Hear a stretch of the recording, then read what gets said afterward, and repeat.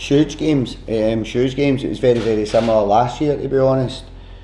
So yeah, I think after this we're Motherwell away, then Aberdeen, and Celtic's thrown in there somewhere in the first 7 fixtures. So it's a really, really difficult start, and you've just got to try and pick up as much points as you can, accumulate as much points as you can as early as possible. Just basically what everybody else in the league's trying to do at this stage of the season, to be fair. No, not really. I just think we're in a different place as a club collectively, because last year we had, I keep talking about it, we had 15 out the door and 14 in the door, so you'd lost a lot of continuity. I'd lost my assistant manager, goalkeeping coach, and we brought Dougie in, so Dougie was another new member of staff as well. So there was a lot of changes behind the scenes in terms of my staff, and there was a lot of changes in the change room in terms of the players.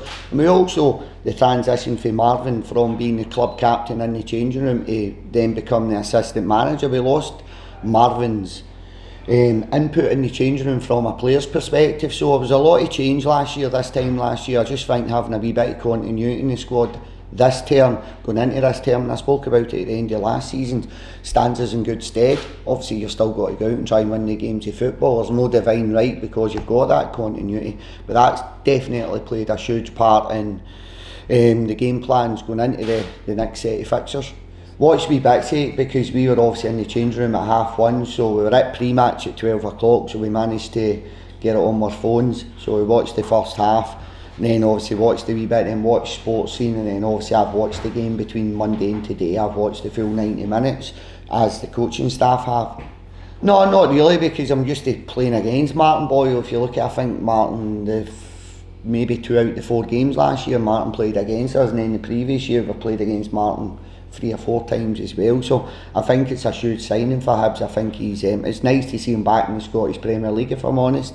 He's an exciting player, he's a big player, and it'll give them a wee lift, but I'll try to focus more on we're at home, so we try to focus more on our game plan opposed to the opponents, albeit we'll look at that tactical detail. If Martin Boyle starts the game, Martin Boyle doesn't start the game, but that's not any different to how we'd approach the game if Melkison starts the game or Melkison's on the bench. It's just very, very similar. We'll highlight their strengths, and albeit when Martin Boyle's on the park, he's going to be one of Hibs' strengths, so we'll identify that. Probably when the opposition analysis, Joe's probably coming more to the forefront now, but at the tail end of last season that would have been happening anyway.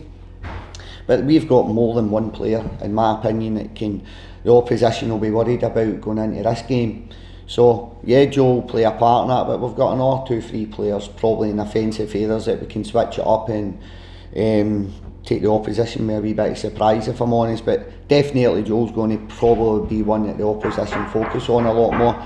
But to be fair, I think that suits Joe Newbley's game. To be fair, it was really difficult to judge the Premier Sports Cup, myself included. You don't really hit the ground running, it was a wee bit early, so you kind of can't take too much from the Premier Sports Cup. Then you go into the St Johnstone game, they're playing against 10 men, so it's difficult to get any real tactical detail from that game. Going into the Hearts game is probably the first game that you could look at from a tactical perspective and see what they're doing. They were at home. I think they're a work in progress, they're in a transitional phase, probably on and off the park, due to the management team and the football players have recruited this summer. But Lee's a top manager. He comes with a lot of experience for England, he knows Scottish football also, so I think it's going to be a transitional phase they're in, but they're still a huge club and they're still going to pose a huge threat to us on Saturday. We're talking to a couple of players now in a couple of clubs, and we hopefully get something done before, well, we need to get something done before the window shuts, but I've got a plan B as well, so if we miss out when the window shuts, there's a couple of out of contract players that I've got my eye on that we can potentially sign after the August window. No bad, Penrice isn't a million miles away. Obviously Tom Park's going in to see the surgeon on Friday, so we'll probably get an update for Tom after Friday.